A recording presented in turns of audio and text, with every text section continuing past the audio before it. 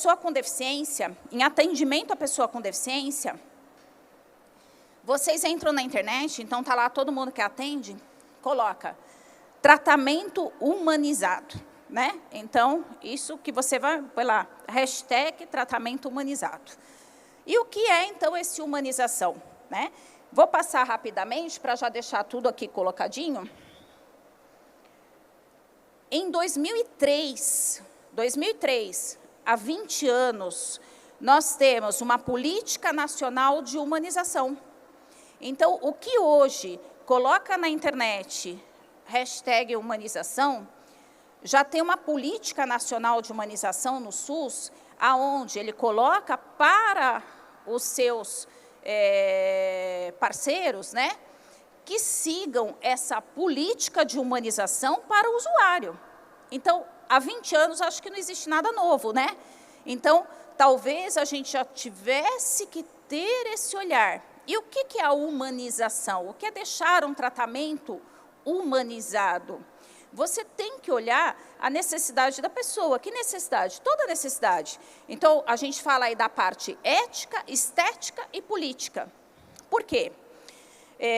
Quando eu me coloco na posição de um gestor de SUS, né, adianta eu chegar para o dentista e falar para ele, olha, você vai receber aqui pacientes com necessidades especiais, porque esse é o nome da nossa especialidade, né? Então, eu atendo lá a pessoa com deficiência e os sistemicamente comprometidos. Você vai receber, então, você precisa se preparar, porque você vai receber um autista nível 3, já vou falar um pouquinho sobre isso, vocês vão entender, quem desconhece o que é. Você vai receber lá o seu autista nível 3, talvez ele desorganize um pouco, então preciso que você tenha um olhar para isso. Tudo bem? Tudo bem. Aí o dentista se prepara, até fala com a técnica de saúde bucal que está lá na sala, a CB, todo mundo se prepara. Tudo bem, está tudo bonitinho. Daí, esse menino chega na porta da unidade básica de saúde, ou no céu, aonde ele for, e lá na porta tem uma equipe terciarizada e um segurança lá na porta, que o menino chega, e vamos supor que ele tem um hiperfoco em extintor de incêndio. Tem muitos que têm. E ele vai direto para o extintor de incêndio, pegar o extintor, querer mexer na mangueira, dar uma cheirada naquela mangueira, porque ele tem hiperfoco. E o segurança vai lá e fala, menino, não põe a mão nisso, não é para colocar, pode sair daí, tem que ficar sentado. Você entendeu que, se a gente não tiver esse processo de humanização, esse treinamento da equipe inteira, e quando a gente fala equipe, é todo mundo que está lá, é desde quem está na porta, é a pessoa que ajuda na limpeza. Então, assim, não é só o cirurgião dentista. Você entende que esse menino, ele vai entrar para a consulta odontológica desorganizado, estressado, e a gente vai perder a consulta? Não vai conseguir fazer? Porque teve uma falha no que deveria ser uma política nacional de humanização. Só que na política nacional de humanização, olha lá o que está escrito, que eu tenho que ter a gestão, as práticas, o quê? De toda a estrutura. E, às vezes, nós dentistas, entre aspas, sobra para a gente, puxa, eu levo meu filho lá no SUS, não consegue o atendimento. Né? Então, o que a gente tem que fazer uma reflexão? O que está acontecendo desde o início do acolhimento dessa pessoa até o momento da entrada dele sentar naquela cadeira, qual foi, aonde aconteceu a desorganização, qual foi a falha, e às vezes a falha não foi do consultório. Tá? Então, isso tem que ser uma coisa, mas assim, nós temos que ter voz, porque quando tem a tal da reunião da equipe, a gente tem que pontuar o que está acontecendo, aonde poderia melhorar, porque a gente quer isso melhor. Nós queremos esse atendimento, a gente quer dar odontologia para a pessoa com deficiência. Então, a gente tem que enxergar aonde pode estar sendo a falha também. Tá? Então, é importante essa prática. Bom, e aí, vocês entendem que, para eu dar odontologia, então eu tenho que pensar numa coisa que se chama acessibilidade. Tem que ter acessibilidade. Só que nós, enquanto pessoas sem deficiência, nós não entendemos o tamanho do negócio que é a acessibilidade. O quanto que eu preciso ser acessível, o que é ser acessível, né? Então, o que é ser acessível? A maioria de nós sempre pensa nisso daqui, arquitetônica. Então, eu tendo rampa, eu tendo barra, eu tendo corrimão, eu estou sendo acessível. Eu tenho acessibilidade no meu consultório, eu tenho acessibilidade na minha UBS, eu tenho acessibilidade no meu céu. Que acessibilidade que você tem? Esta, arquitetônica, né? Será que é só uma acessibilidade arquitetônica que eu preciso? Se eu tiver uma deficiência física de membro inferior, talvez uma acessibilidade arquitetônica eu consigo. E mesmo assim eu vou ter que me adaptar, né? Porque às vezes você tem um cadeirante e ele chega a um consultório que o espaço é pequeno para a manobra da cadeira de roda ali. Né? Então, ele não consegue manobrar a cadeira e, às vezes, dificulta para o dentista a transferência da cadeira de rodas para a cadeira de atendimento, colocando aquele paciente em risco na hora de você fazer a transferência. E, às vezes, alguns casos, seria importante a gente fazer a opção de atendê-lo na cadeira de rodas, mas você não tem um espaço físico que propicie isso. Né? Então, a gente vai fazendo o quê? Dando jeito, porque o dentista faz isso. Dá jeito, a gente vai dando jeito. E aí a gente não comunica que está tendo falha. Está tendo falha, mas a gente vai dando jeito, né? Aí eu tenho uma acessibilidade que se chama acessibilidade metodológica. Essa acessibilidade a gente não pensa. Então é o quê? São métodos e técnicas que eu vou criar para dar condições de que a pessoa com deficiência entenda o que eu quero, entenda o que ele está fazendo ali. Que método que eu tenho que criar para incluir aquela pessoa com deficiência? E vou dar um exemplo simples para vocês.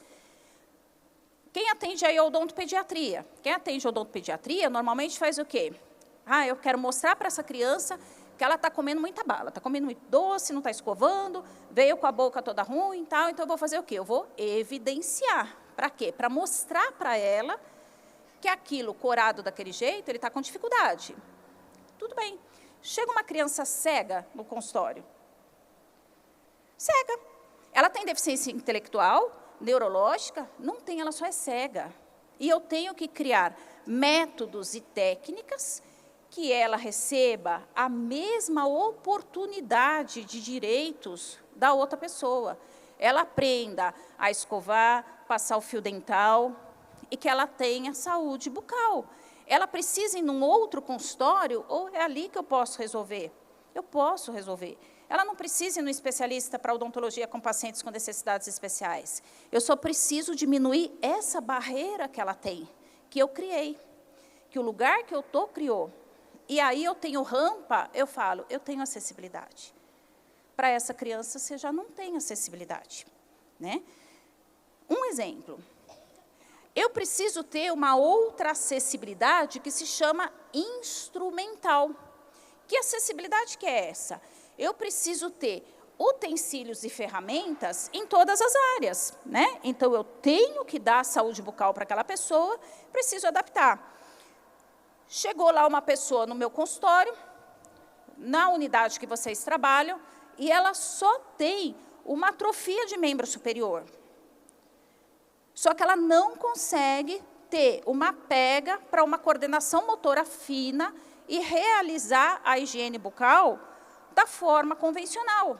Então, eu, dentista, tenho que diminuir essa barreira, criando uma forma instrumental ali de dar a condição que ela faça. E ela vai fazer. E eu vou fazer essa adaptação. Então, é lógico que, nesse momento, para esse conceito, a gente pode até pensar nos lugares que a gente tem o terapeuta ocupacional. Só que não tem TO em todo lado. Né? Então, eu tenho que fazer isso. Então, às vezes, é pensar em diminuir uma barreira e eu consigo dar saúde bucal para aquela pessoa também. E a gente tem a pior de todas, né? De todas não, a pior de todas é a última. É o quê? A acessibilidade programática. E aí entram o quê? As políticas públicas de inclusão para a pessoa com deficiência.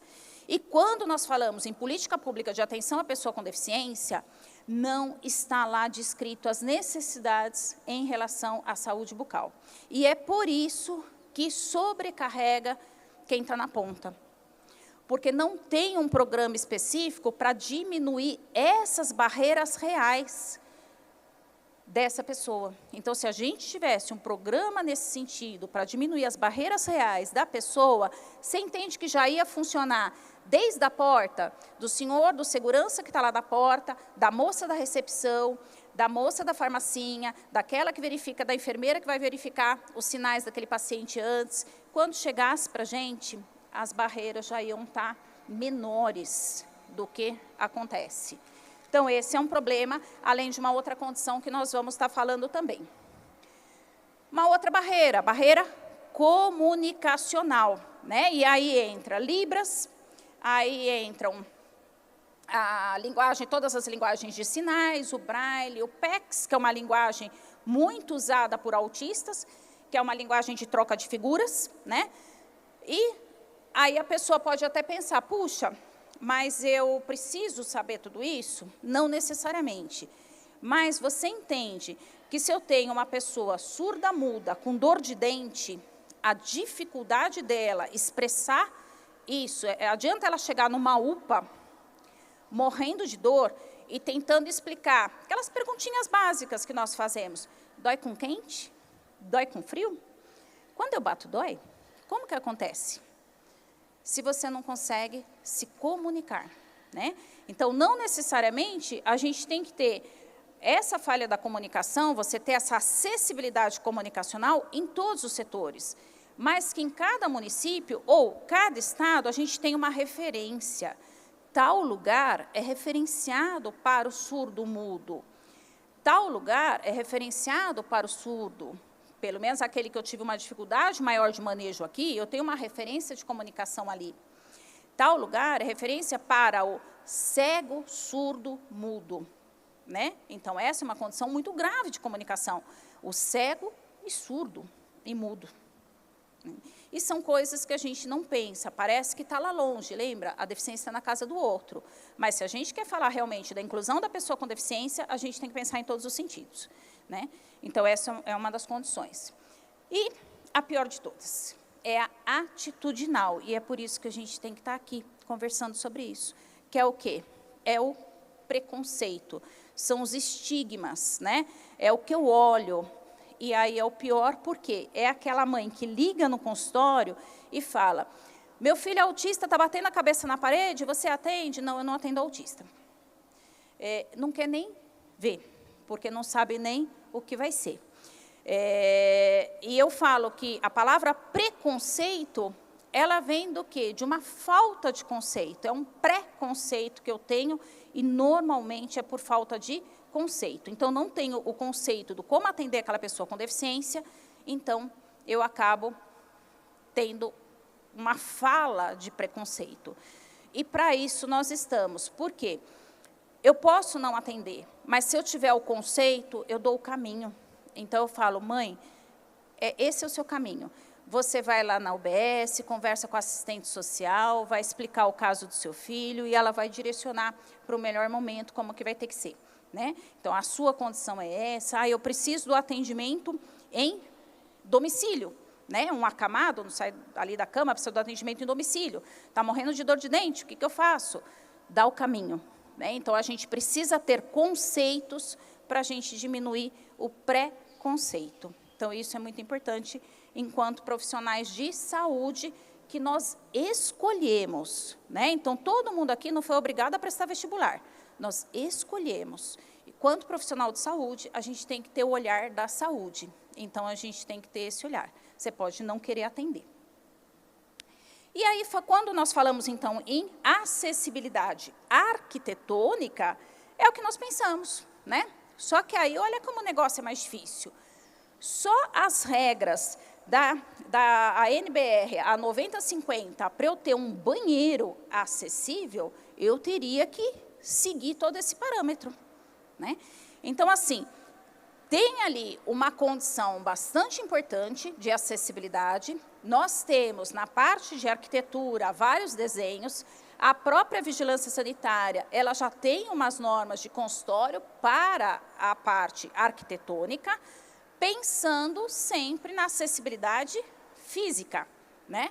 Mas eu acho que é a menor barreira a acessibilidade física, que hoje é o que a sociedade ainda mais coloca para a gente, que coloca aí, tá?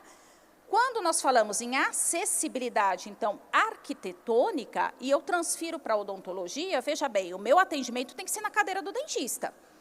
Ou eu vou fazer de tudo para ser na cadeira. Às vezes eu posso atender na cadeira do paciente.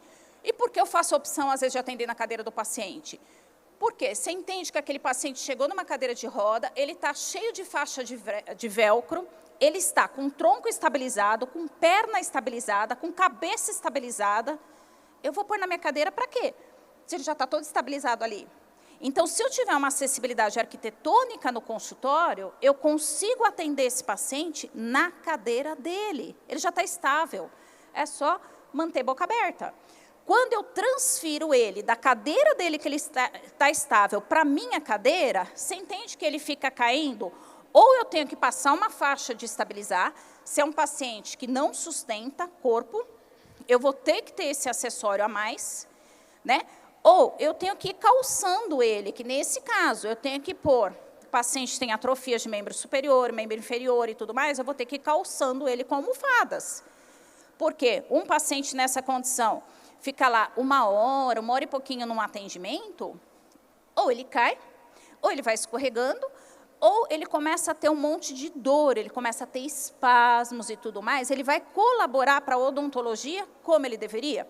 Não vai, porque ele está desconfortável, né? Então, enquanto eu não penso na acessibilidade desse paciente, eu não consigo fazer a melhor odontologia. E a gente tem que pensar, talvez esse paciente ele tem o apoio da cadeira de roda dele cheia de velcro, é o melhor lugar para ser atendido. Só que eu preciso de espaço dentro do consultório, né? E quando falamos em domicílio, o atender beira-leito, eu estou pensando em arquitetônica, porque o dentista, o melhor para o dentista seria o quê? Trazer para a cadeira odontológica e pronto. Mas, às vezes, eu preciso ir aonde o paciente está. E aí entra, então, a arquitetônica. Então, quando falamos em SUS, a gente tem que melhorar o acesso ao atendimento domiciliar. Ou informar que esse acesso é possível. É possível domicílio, como que eu posso fazer, como que eu vou atender esse paciente. Então, é uma forma.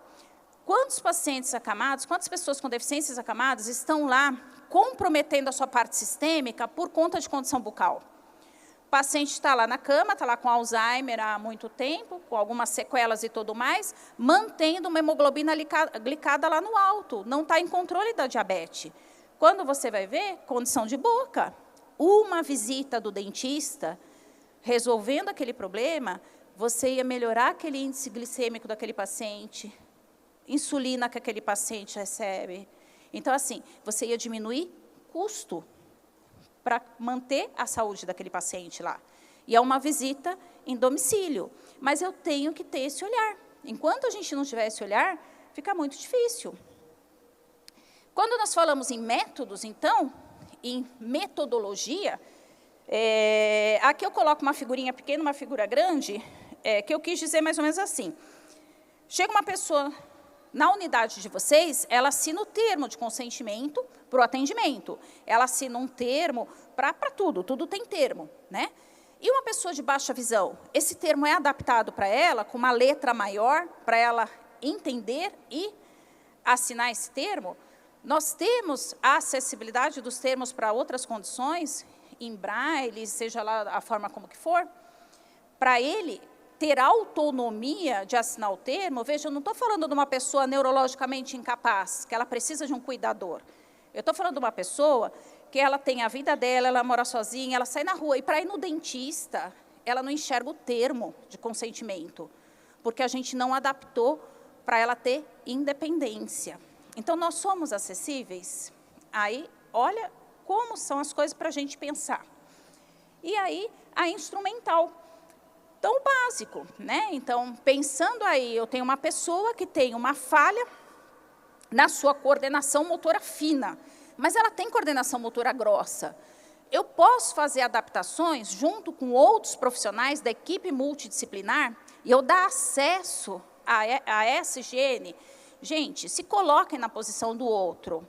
Você já imaginou se eu fizesse só uma dobra na escova? Eu não consigo escovar meu dente com a escova convencional. Eu faço uma dobra e com a minha atrofia eu consigo fazer a higiene da minha boca. Isso não tem preço. Imagina uma pessoa escovando o seu dente todos os dias, você pedir para alguém, vem aqui escovar meu dente, por favor. Olha, ninguém escovou meu dente hoje. E é um detalhe que a gente precisa olhar, ver e fazer. Eu preciso ser especialista no atendimento à pessoa com deficiência para fazer esse tipo de inclusão? Não, não preciso. Não preciso. Então, a gente tem que olhar e ver a necessidade daquela pessoa. Todas essas pessoas que eu citei, elas precisam ir para o céu, onde tem um especialista em pacientes com necessidades especiais? Não.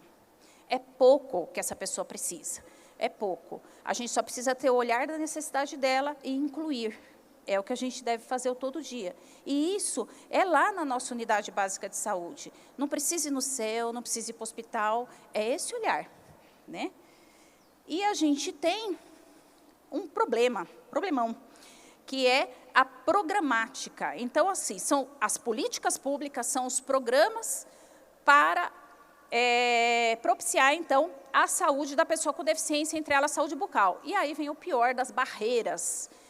Para vocês terem uma ideia, o Estado de São Paulo tem inscrito em torno de 110 mil cirurgiões dentistas, o Estado de São Paulo. Tem um pouco mais, tanto que o número do CRO, tem um filho dentista lá, o CRO do meu filho é 148 mil, para vocês terem uma ideia. Então, mas assim, fora os que já aposentaram, já saíram, não sei o quê, tem em torno de 110 mil dentistas na ativa. Nós temos especialistas em pacientes com necessidades especiais no Brasil, está um pouco menos de 1.000 no Brasil. Então, se cada um dos CDs, cada um dos dentistas, não fizer um pouquinho da sua parte para esse acolhimento, adianta mandar para especialista? Para que especialista? Não tem, não tem. Né? Eu não consegui levantar quantos especialistas nós temos no Paraná. Mas, assim, nós temos, não é que não. Mas vocês entendem que é uma agulha no palheiro? Né? Então, cada um precisa fazer um pouquinho. E é uma especialidade que, assim, ela teve a resolução de 2001, que ela foi reconhecida como especialidade, então nós estamos aí há 22 anos e não forma, gente, não incentiva. Então, o que eu tenho falado em São Paulo, acho que a gente tem que começar, que o próprio serviço público acabe fazendo uma parceria de custear alguma coisa, uma especialização como essa, porque, assim, a gente precisa desse profissional. A população está envelhecendo, cada vez mais nós estamos aumentando a idade dessa população mais. Só que as condições sistêmicas vão aumentando cada vez mais. Quem acolhe uma pessoa com Alzheimer, com uma demência em estado maior, né? Então, a gente tem que pensar sobre isso, tá? Então, as políticas públicas é uma barreira bastante grande, é uma especialidade aí que a gente não tem. Comunicação, então, são duas... assunto simples, né? Então, assim, isso é na universidade que eu dou aula na Universidade de Anhanguera, lá em São Paulo. Então, o paciente chega com a própria cadeira e aí ele não se comunica. Só que uma das formas que nós entendemos, o que eu quero que ele entenda? Do tipo, tá tudo bem? Tá doendo? Não tá doendo? Alguma forma. Então, conversando com a mãe, o que ela falou? Não, ele consegue guiar a mão, pelo menos para mostrar sim, não. Então, ele mostra, pelo menos, na prancha da própria cadeira de roda, ele coloca o sim ou não. Então, assim, está tudo bem? Se ele tem... Entendam que nem todo mundo que está numa cadeira de roda, ele tem o cognitivo com algum comprometimento. Então, não subestime o preconceito, o estigma, está na gente. Então, olha aquela pessoa, pergunta, qual ele compreende, não compreende, como que está? Né? Não, compreende. Como que eu posso me comunicar melhor com ele? Como que eu posso dar a mesma odontologia da outra criança que entrou correndo, rindo e fazendo graça e vídeo para o TikTok? Como que eu posso dar a mesma saúde bucal para essa criança? É direito dele. Então, às vezes, é só mostrar. Então, lá, o sim, o não, eu consigo melhorar minha comunicação? Eu consigo. É simples, tá? Outra forma, então, aqui é o PECS. Então, muitas crianças com autismo, que é o nosso tema maior, que a gente vai falar bastante sobre isso, então, ele já vem com essas pastas de comunicação. Na pasta de comunicação, é uma troca por figuras, são pictogramas que ele já mostra para você, mais ou menos, o que ele quer se comunicar.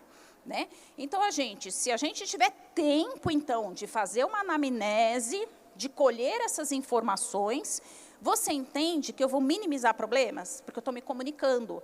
E a nossa maior falha é comunicacional. É a nossa maior falha. Então, a gente tem que trabalhar um pouquinho para isso.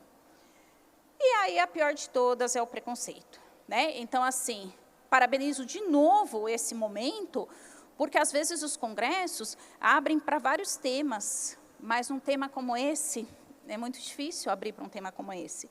E é uma coisa que, assim, é o dia a dia, e, às vezes, a gente não pensou sobre isso, porque você não vive, não está na sua família uma pessoa com deficiência para você ver a necessidade. Então, você não entende, a realidade ainda está na casa do outro. Tá?